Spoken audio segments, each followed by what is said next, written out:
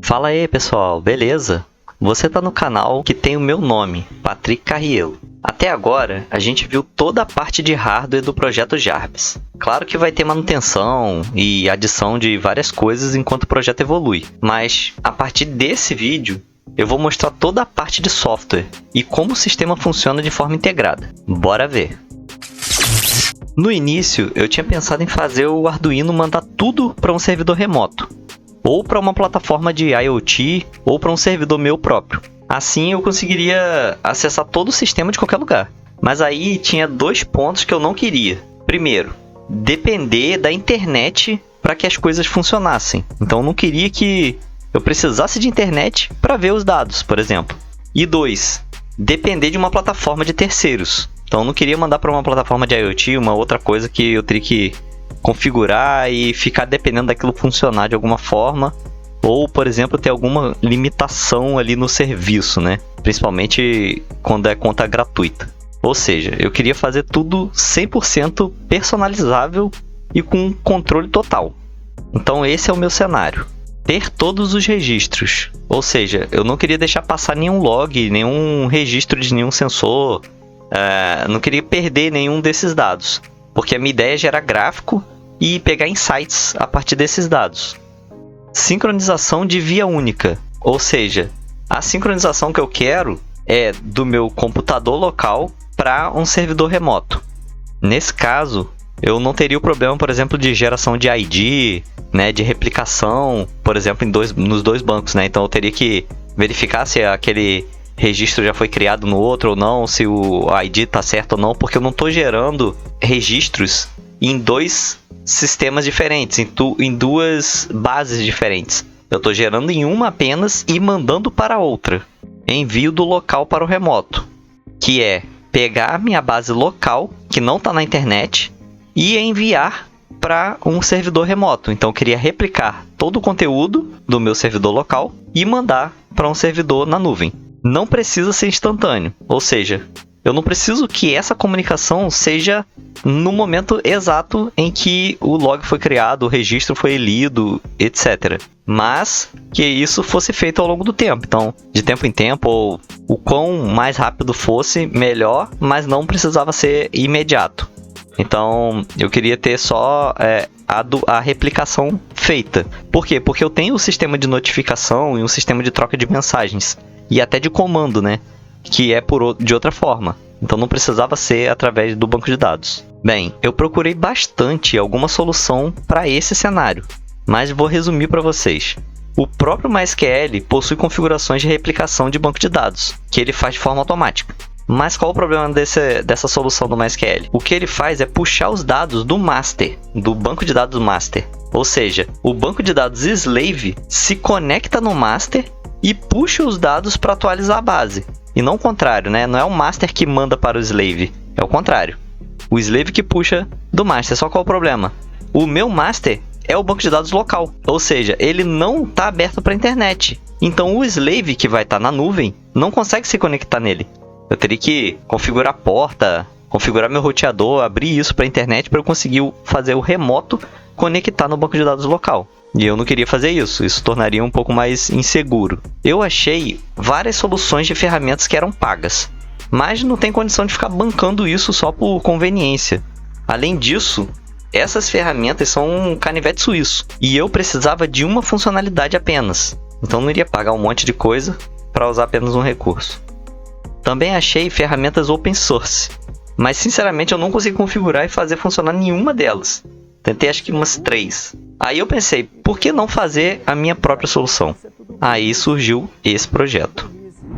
Explicando aqui o projeto, eu tenho aqui a importação dos pacotes que eu uso. São basicamente 2 e o FS aqui, né, que é nativo. Mas eu tenho o Node cron, que ele simula uma cron. Simula não, né? Ele executa uma cron.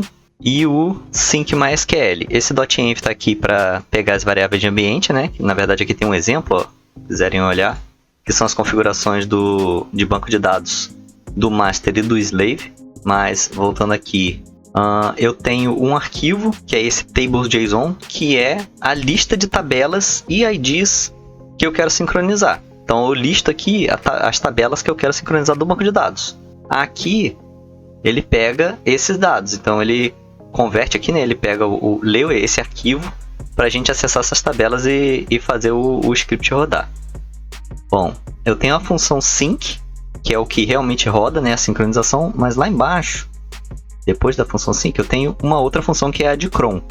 A cron aqui, ela está configurada, aqui tem as configurações, né, de tempo, mas ela está configurada para executar a cada 1 minuto. Então, de 1 em 1 minuto, o script roda esse cara aqui, e aí ele faz umas verificações aqui. A primeira coisa que ele faz é rodar aquele método de sincronização lá. Aguarda, né? É uma função assíncrona, mas ele tem um await aqui para aguardar a execução e ver o resultado. Bom, vamos lá na função. O que ele faz aqui? Eu crio uma conexão com o meu banco de dados master.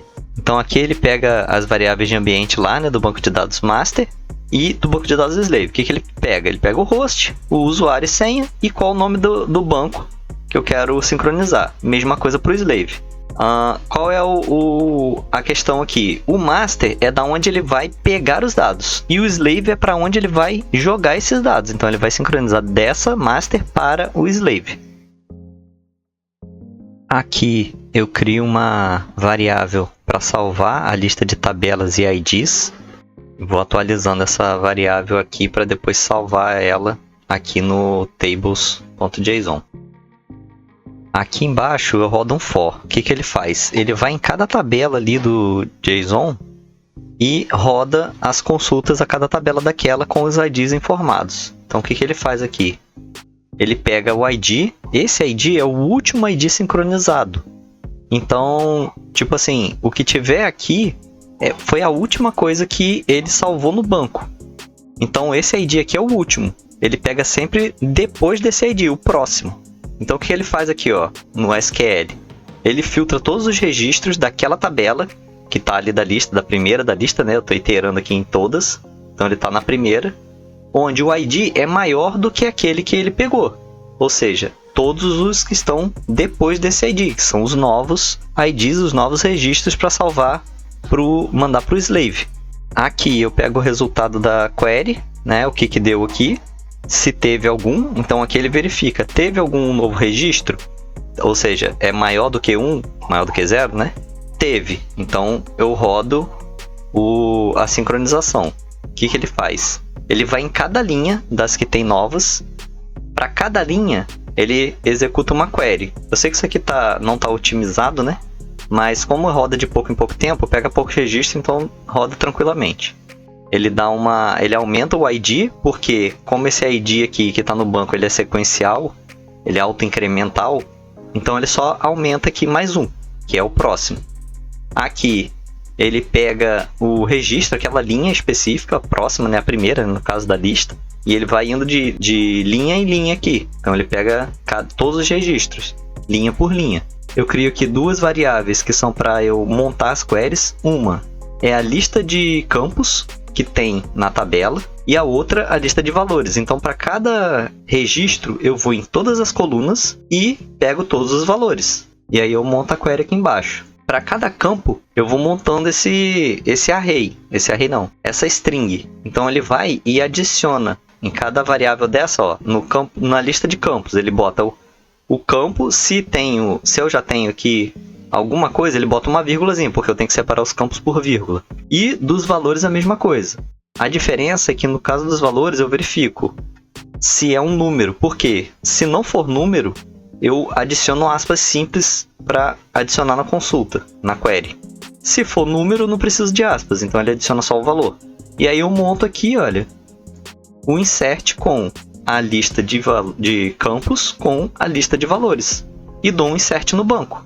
Aqui eu dou só um log aqui, né, pra gente ver a query, para eu dar uma debugada para ver se está certo. E aí eu tento executar aquela query. Então ele vai lá e insere no banco. Ah, deu algum ruim? Cancela tudo e ele para a sincronização.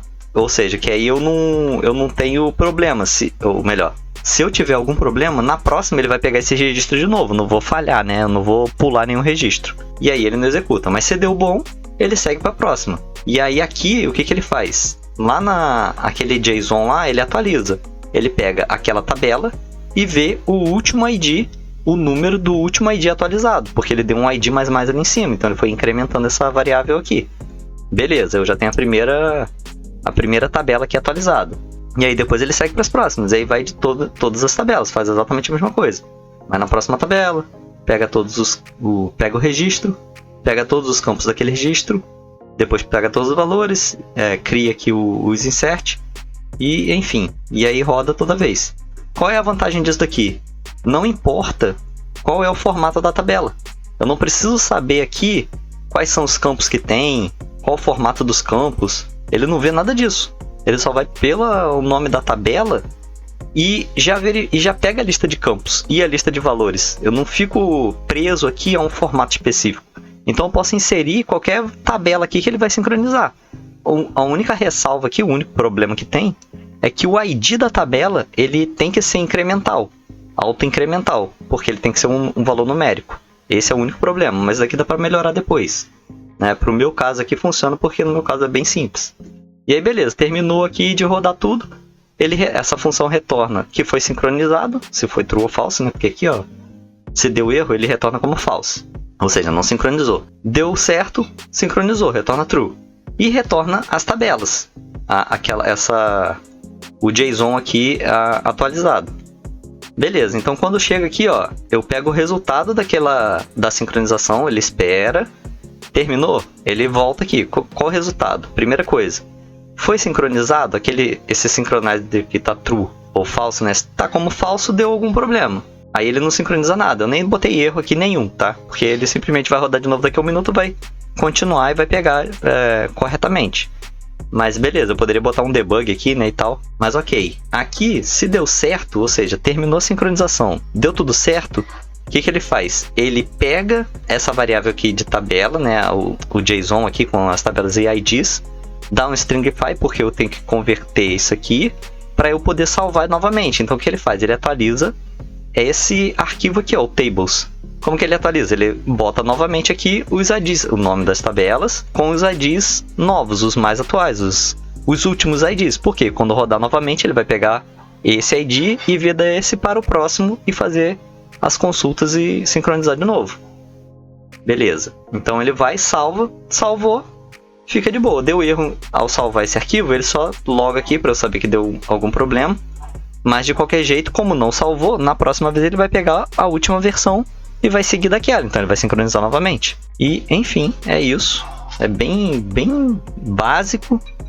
Tem um monte de coisa aqui que tá faltando, claro, né? Tem muitas verificações faltando, enfim, tem vários fluxos que podem acontecer aqui, mas pro meu caso, isso aqui roda tranquilamente. É bem simples mesmo, bem rústico, digamos assim, mas pro meu caso é o que eu precisava, então funciona totalmente. Claro que vocês podem alterar aqui completamente esse código para fazer da forma que for melhor no caso de vocês. Esse aqui é o script rodando, não tem muito o que falar na verdade. Ele roda aqui, ó, de 1 minuto e loga aqui o que terminou e data e hora que terminou, só para ter uma ideia, né, caso dê algum problema. Se der algum erro ele loga aqui também, mas é assim que funciona, é bem simples, né, ele só fica dando a mensagem aqui de concluído. O link para esse repositório está aqui na descrição do vídeo. Se você não acompanhou desde o início, também deixei o link da playlist do projeto. Se tiverem qualquer dúvida, podem mandar aqui nos comentários. Já aproveita e deixa o seu like e nos vemos no próximo vídeo. Um abraço.